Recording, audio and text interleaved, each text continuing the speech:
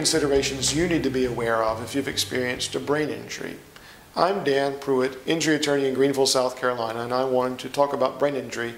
If you've experienced any sort of loss of consciousness, that is evidence of brain injury. The trauma was so significant to your brain that you actually lost consciousness.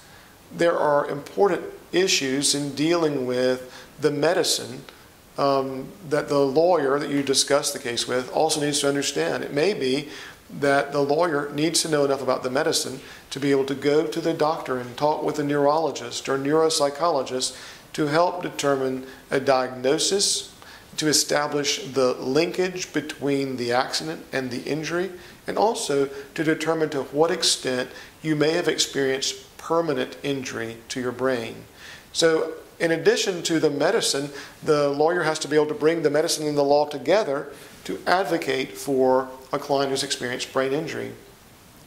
One example of a case that I've handled involved a gentleman who was sitting in traffic in his car, and a vehicle came up with a great speed from behind and slammed him from the rear and caused him to have a brain injury that required him to go into the hospital, and he did report having a loss of consciousness.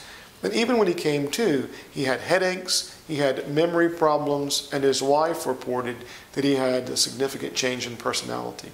Well, in discussing the case with him, it became more and more apparent that his problems really were stemming from his brain injury.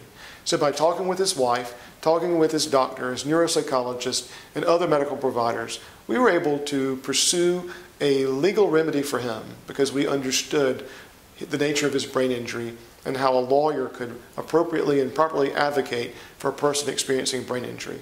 So if you've experienced a brain injury and you'd like to talk about your case with me, my telephone number is 864-232-4273, or you can visit me on the web at danpruittlawfirm.com.